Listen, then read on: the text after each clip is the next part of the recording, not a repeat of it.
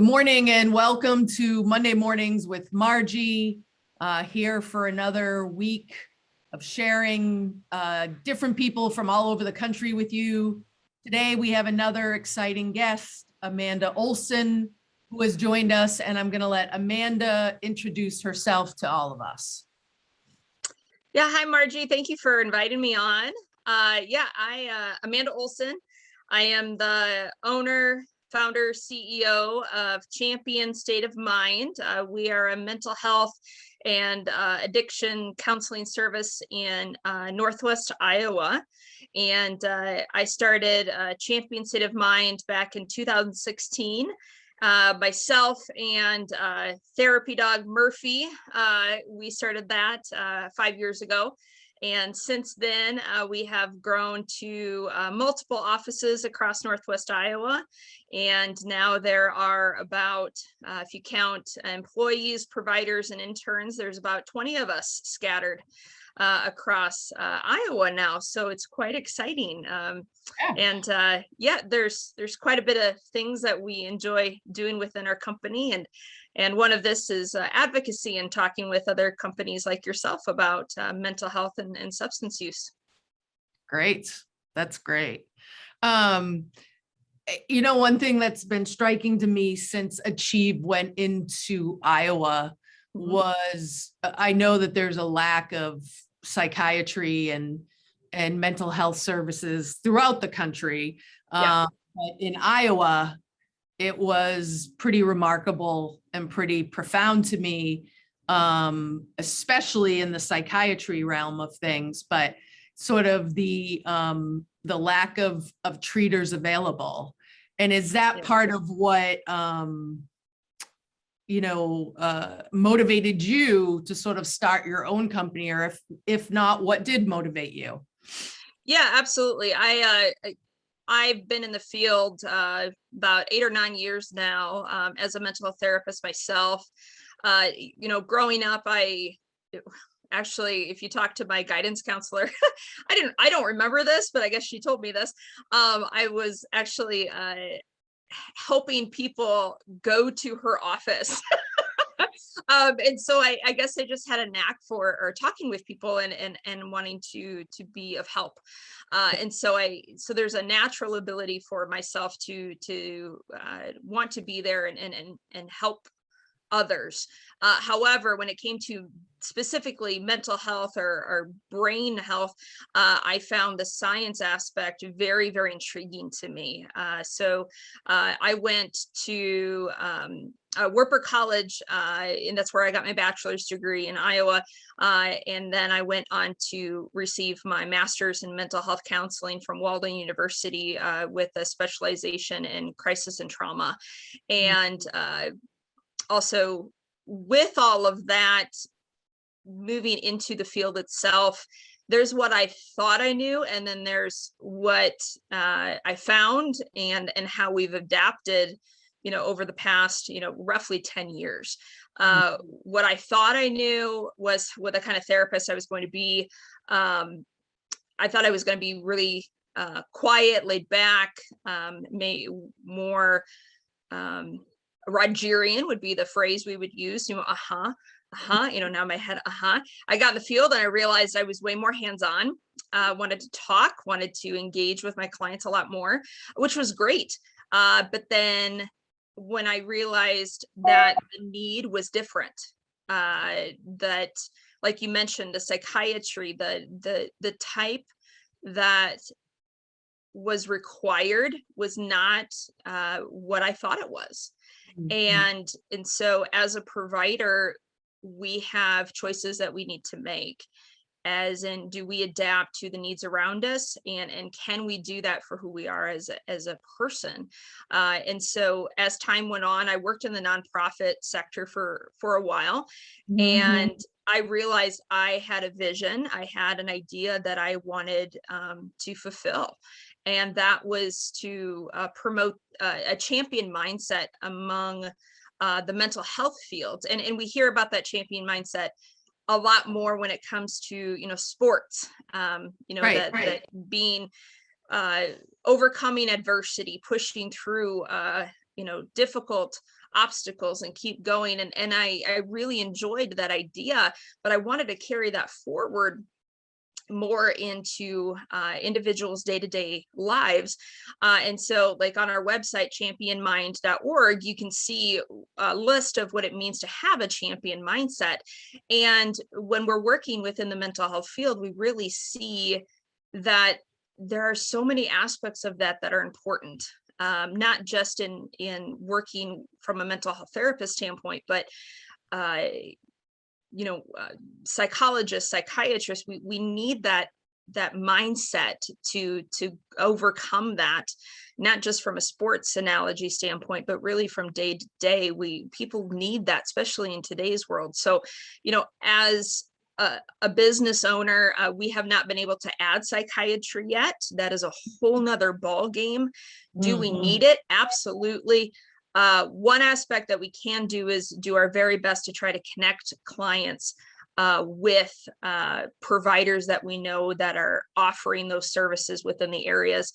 And thank goodness we have seen quite an increase in services, at least through the telehealth options. So even if it's not in person, we are trying to connect clients with psychiatry options and telehealth that way too.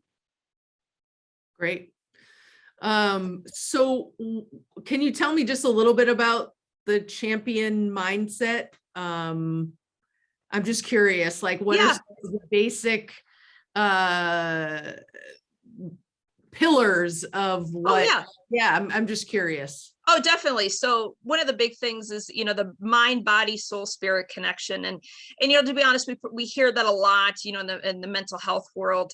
But to really have the champion mindset is to understand and connect that on all different aspects. And to realize that if one part of our life is kind of off kilter, it does have a direct effect on all aspects of our life. And so when clients come in, and maybe they're affected by a family relationship, we'll just keep it very generic. Sure. We notice that maybe their sleep is affected. Well, if their sleep is affected, well, we know that's going to affect their job. That's going to affect maybe how they interact with other family members. Maybe that affected how they're driving, which then led them to have a car accident. And now they're in a legal battle. I'm just kind of making this up as I go, but we very much know as providers that everything is connected. And so one very important concept of the champion mindset is understanding the intricacies of how everything is connected. And part of the champion mindset is understanding that you're not going to be able to tackle it all at one time. You can't. Right. It's just not humanly possible. I mean, we want to, let's be honest. Right. I wish we had that button that we can push, but we can't. But we can do is look at all the aspects that might need help, need assistance. And that's where we as providers can come in and help and look at what areas do we need help with and where can we start? And what does that look like? Maybe it's nutrition.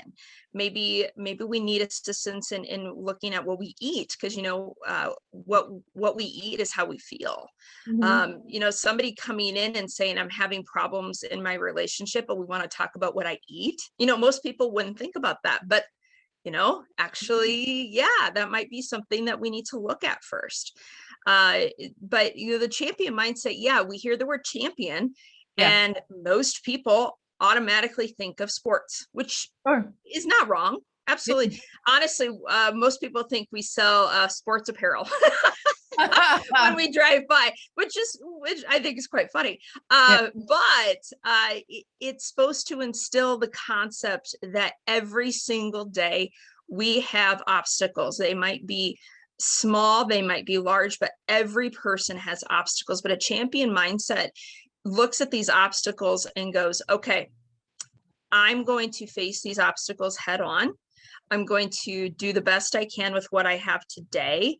I'm going to make healthy choices on how to overcome those obstacles. And I'm not afraid to ask for help when I need to. Mm, You know, that's another big one as well that I think a lot of people struggle with, especially when you look at the mental health and the stigma that surrounds it. Is, you know, being the concept of a champion is asking for assistance. How can I improve? How can I get better? right. And that's not a flaw. When we do that, that is a sign of strength, Mm, and we need to do that. And it's not, again, it's not just about sports. That's day to day. yeah. Yeah. It's in a lot of ways providing building blocks. Absolutely. You know, when if you think about it and compare it to an athlete, you know, athletes start with learning a skill and then they Mhm. build on that skill. Yeah. They get better. So it's, you know, providing those building blocks. And I agree with, you know, again, comparing it to sports. People don't get better on their own, right? No. People's skills don't improve on their own. Yes, you can do certain things on your own, but part of what we all need is support and Mhm. mentorship and guidance from others. Mhm. And so I like it. I like how you explained it, and I like that you're out there promoting that way of thinking and sort of retraining how people go about their lives. So that's Mhm. it's nice to hear that you're out there Yeah. doing that. And one other thing that we do too is, you know, in therapy, it might be a combination of different ways that we help people. Again, we work with addictions or substance use and also mental health. But when you're working with brain health in general, there are a lot of aspects that you are, like you said, retraining your brain. You're relearning things or you're unlearning and replacing it with something different, which can be very hard, very, very hard. Mhm. And just like muscles, you know, like if you're going to go to the gym and you're trying to build muscle, and just like that, our brain, when we're trying to build new connections in the brain, you don't just do a skill like a therapist or provider would teach you a skill. You don't Mhm. just do the skill one time and all of a sudden those Right, connections are there right. and poof, you know, it's perfect, right? Mhm. No, our brain doesn't work like that. And it's not just automatic. Just like you don't go to the gym and you know, I lift weights and boom, I'm a bodybuilder. That'd be really cool, right? If that's all it took. Right. But that's not what it takes. If I wanted to physically change my muscles and become like a bodybuilder figure, I would need to commit. I would need to make all these different changes and I would need to be consistent in that, right? Mhm. Even if I had day-to-day struggles, like, you know, even if I couldn't get to the gym or if weather got in the way or if I got sick, you know, there's bumps in the road, but I would have to be consistent in applying those changes every single day. So over time, I would reap the benefits of those changes. So just physically, if I was changing muscles, the brain is exactly the same way. So if I'm trying to make a mental change, a cognitive change, a behavioral change, guys, the same thing applies. You're going Yeah, to have to do it daily. You're going to have to apply. It may not come naturally for you, but yeah. that's okay. But you're going to have to make those changes over time. And guess what? Those connections will form. It will happen. But a lot of people will come in and be like, hey, man, I tried it a couple times, didn't work. Well, keep going, keep Right. going, or let's change it up a little bit because everybody's different. You know, we got to try different ways. And I think that's one area too that we as providers and that champion mindset encourages people to understand that you as an individual are unique and we're going to work for your goals, but you have to commit to it. It is up to you, the client, the person, to decide what your goals are. And we can help you get there, but we can't do it for you. Absolutely. Absolutely. So this is all super cool. I guess one of the things I was thinking about while you were talking too is um, sort of your focus on advocacy, you know, not Mhm. only that you're putting out this sort of product out into the community and offering people a chance to better themselves and get help, which is huge and amazing. But also that you don't sort of stop there in the trenches as far as like being the therapist. You're also in the trenches in the world of advocating on behalf of mental health care and mental health clients. And I guess I'm curious as to sort of where your passion for that has come from. Yeah, absolutely. I this last legislative session, and especially with COVID, there's been a lot of, as many people, there's a lot of changes that happen very quickly. I guess a little background. There's a lot of legislative pieces that affect us as a mental health field, as a healthcare field. The government regulations, insurance regulations, it very much affects how we as providers can or cannot do our jobs. There's a lot of red tape that clients may or may not be aware of, that we as administrators have to work around, deal with, get out of the way to help clients. A lot of us as providers get into the field to work with clients. That's why we want to do this job. But then we find out very, very quickly that the business side of it sometimes can go very nice, but at other times it becomes a hindrance. And even in the past 10 years, I know older individuals who have been in the field for 20, 30 years, they are actually retiring, maybe even early, because it has gotten harder to do the back end work. The business side of things is just too hard compared to how it's been before. And so for me, not only as a provider, but as a business owner, that's just not right. Like that's not right. Like we can't stand on a platform as, frankly, as a nation and say, let's do better, let's be better, and then close the doors and not actually follow through with what we say we're going to do. Like that doesn't make any sense to me. Logical, emotional, nothing makes sense to me. So with that being said, and especially when COVID hit, Champion, and oh my gosh, for the record, I'm just going to plug, I work with some of the most amazing people ever. I mean, they're fantastic. Within a 2-week time span, we flipped all of our clients from in-person to telehealth. And can I just say how difficult that was to go from in-person, hundreds and hundreds of clients, to telehealth in the midst of a global pandemic. That was phenomenal that we were able to do it in that time span. And we didn't know what we were doing, just like everybody else. No one knew. But we just knew that we needed to keep people safe and healthy, and this is the best we knew how to do it. Well, then now we're into telehealth. Now we're all at home. Now we're working from home, and we're going, okay, now what do we do? And we're also trying to live our own lives and help clients at the same time who are struggling with their own issues, rightfully so. Sure. Now, fast forward to the past 6 or 8 months. Now we're we're in a different type of a shift with COVID, and now legislators and insurance companies are also shifting how they're looking at what they're going to do when it comes to the telehealth world. We are now learning that we as providers can do a really great job in serving populations that we weren't able to reach before. Right.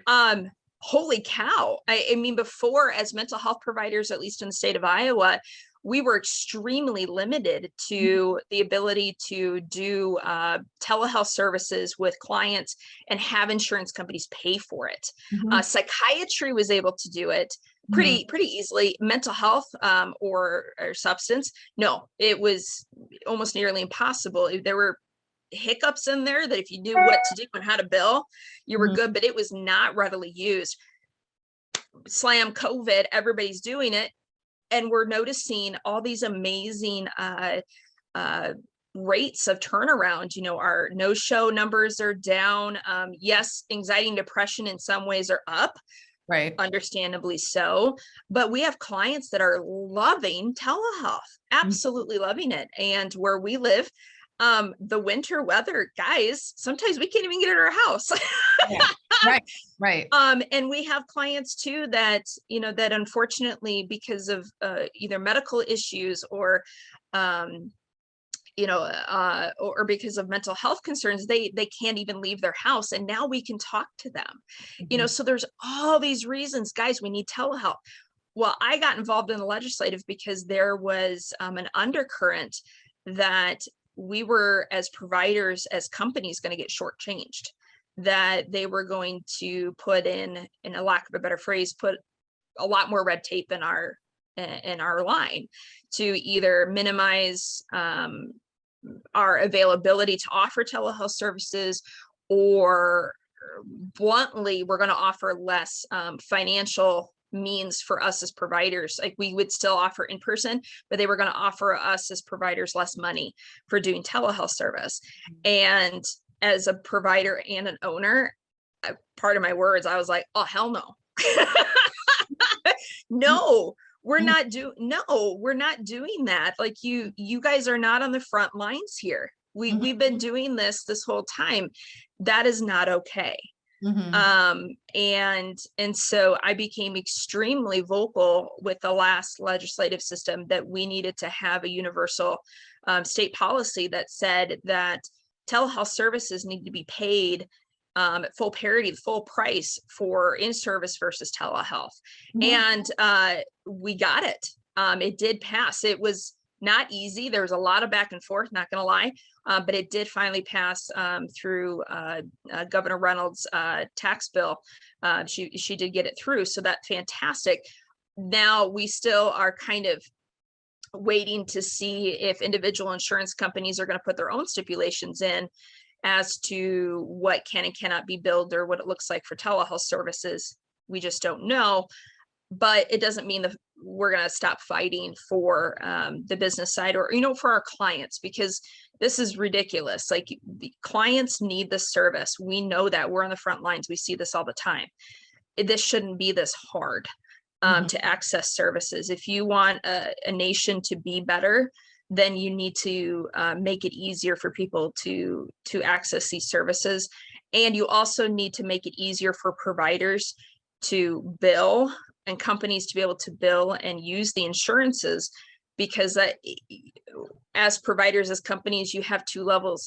Even if they're doing okay with the provider side, you got, like I said, you've got providers that are burning out on the admin side, and they'll leave the field. We can't do that.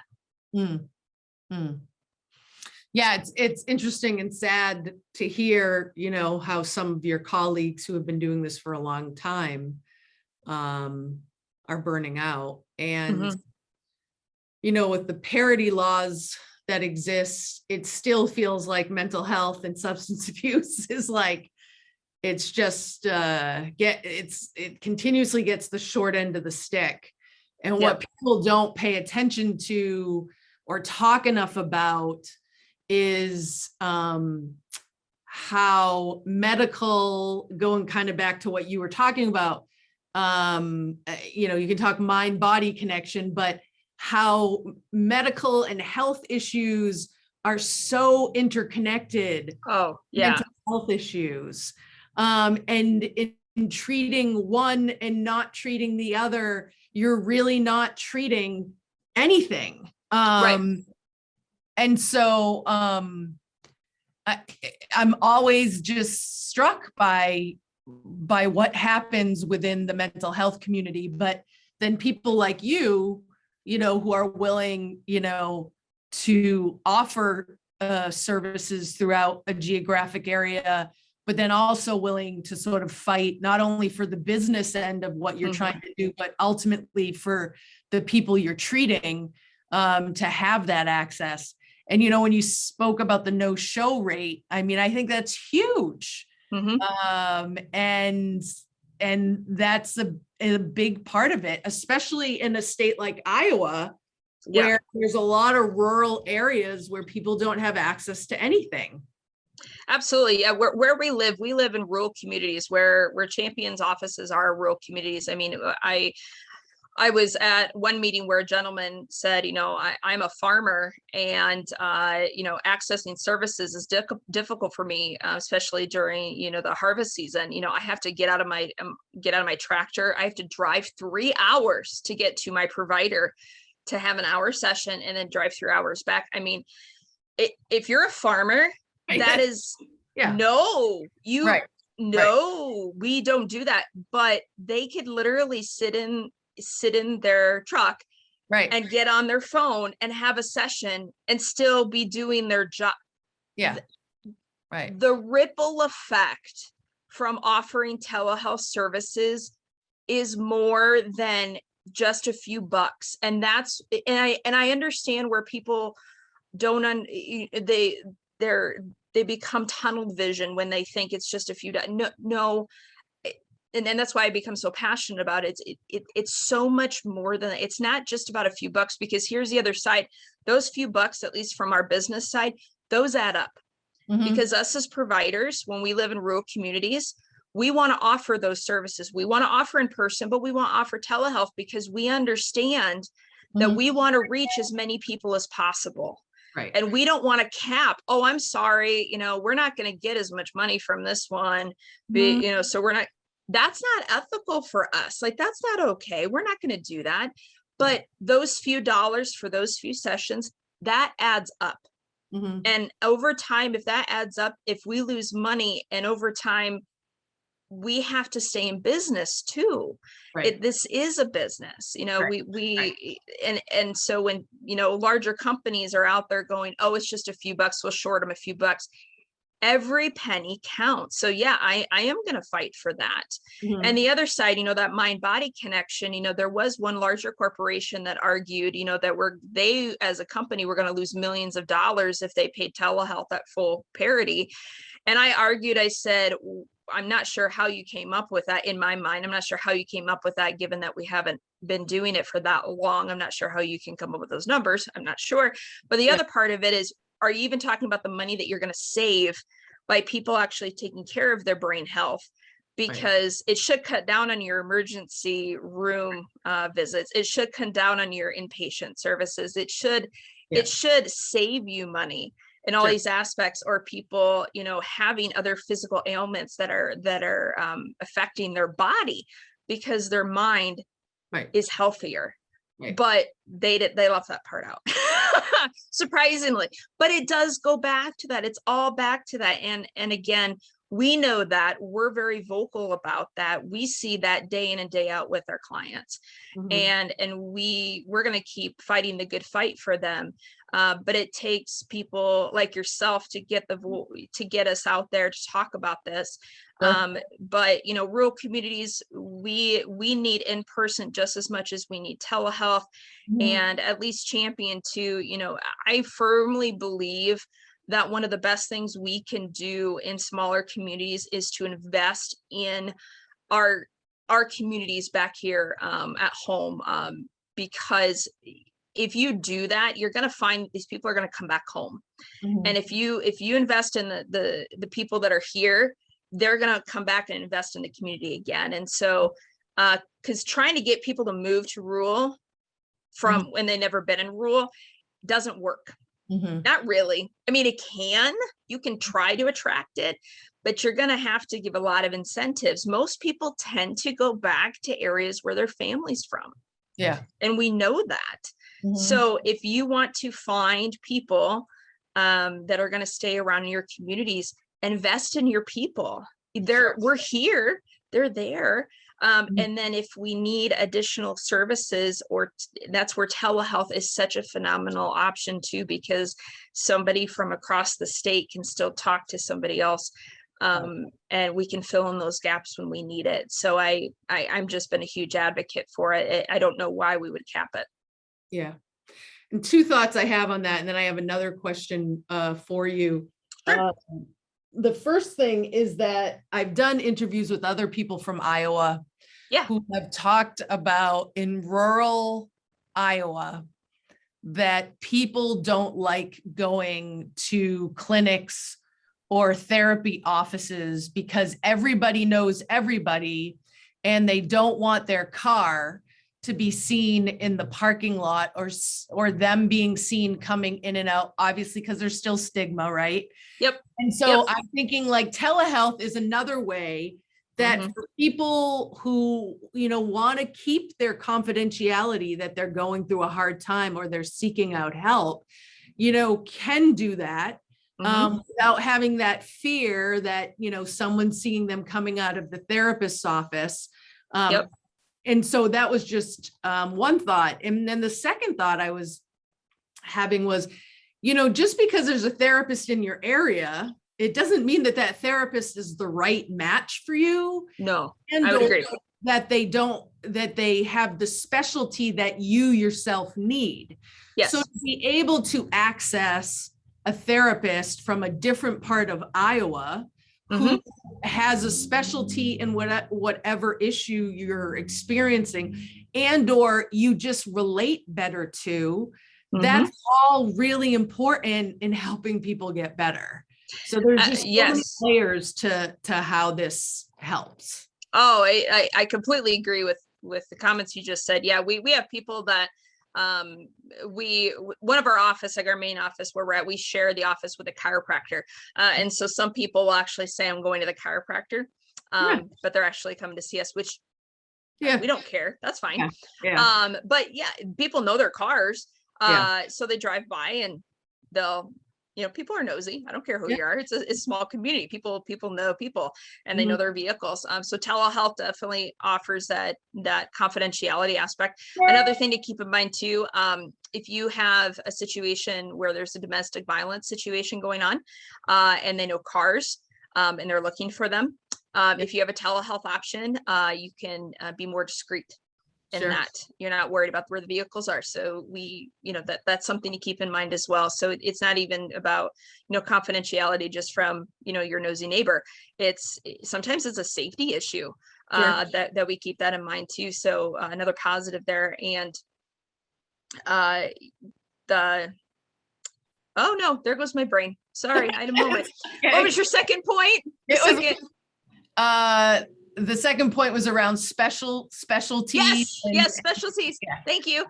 The specialties, yes, absolutely. Just because there's a therapist or a provider in your area doesn't mean that they are a specialist in what you need, or they're a good fit for you, or there might be a conflict of interest. If you work in the area that you live, it may not be what you need, and so if you have a telehealth option, you can definitely reach out and maybe find a better fit for you.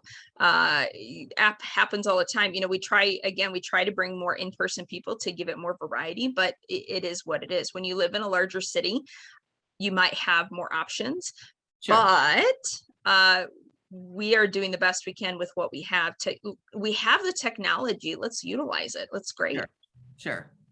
So my final question to you is, if you were talking to providers in Iowa or other states, where there continue to be issues with access to care, specifically mental health and substance abuse care, what are a couple things that you would suggest they do to advocate sort of on behalf of themselves as providers and maybe business owners, and also in advocating for their patients simultaneously? What would you suggest to them that you found helpful in your process of advocating? Yeah, I think number one, if and when you have an opportunity to connect with your local legislators, definitely do that. Get to, and honestly, I wasn't 100%. I didn't dive into it until recently, but I knew I needed to do something. I needed to take a more hands-on approach, and I'm so happy that I did, because two reasons. One, it's just about the baseline of being an active citizen in your community, and number two, if you want to be known as somebody that can be looked to as an expert in your field, these legislators need to know those people. So if something comes up in their job and they have a question about, mental health, substance use addiction, they can go, oh, hey, that Amanda gal, I remember her. Yeah, she wore that pink jacket at that thing. I think I got her card somewhere. Okay, we all do that, right? You remember something about somebody. You want to be the name that they remember. because they're going to come to you and ask these questions. Mhm. And you want to have that contact with them. You can also very much get involved with the different local organizations within the state, and national too, but definitely the state. You know, the ACA, National Board of mental health counselors, social workers, substance use. There's all these different boards that you can get in contact with, because they have different individuals that work on the legislative end that kind of keep you up to date, because there's a lot of jargon that I didn't understand right away. Yeah. And so it's good to ask questions. Sure. And then, advocating for ourselves and clients. Number one, very much, even in our day-to-day conversations, not only with clients, but with our families and our friends, if we hear somebody using language that is not appropriate, stand up for that. That's the only way to really to get change. We can post something on Facebook, okay, we can, but we can offer education that way. But one of the best ways to really initiate change is that one-on-one with people. Sure. And it's not just correction, it's educating them, it's teaching them that there are different ways to look at things, or offer them a different opinion that they might want to consider. And especially in Iowa, we have lots of places too, but we have a variety of different personalities, opinions, and that's okay. We need to have those conversations. But especially for mental health and substance, we have a long ways to go still. We've come a long way, but there's still a lot, there's more work to be done. Absolutely. And our voices have to be stronger than the oppressing voices that are out there. We have to stand up and say something. We have to be heard. If we're silent, the anger, the hate will always be loud, because that's what it is naturally. But if we as the good guys, right, the ones that want to see positivity in the world, that are trying to make a positive change, if we stay silent, the hate wins. And we can't do that. I know it's scary. It's very scary, but we can't do that together. But find other people that are looking to do the same thing, and I promise you, you can be louder than the hate. You can. Well, thank you, for sharing the work you do and the advocacy that you do and your thoughts on all these things. We were lucky to have you today. And I wish you very well in all of the future treatment centers you're opening, or work you're doing to promote mental health and substance abuse, in Iowa, or I guess within the country in general. So thank you. Yeah, no, and thank you for inviting me. I really do appreciate it. And the great work that you're doing as well. I mean, it takes an army to do all this too, with an ever-changing world. It really does take an army. So thank you as well. Yeah, absolutely. So thank you to all our listeners and watchers this week. I hope you all have a great week, and be well.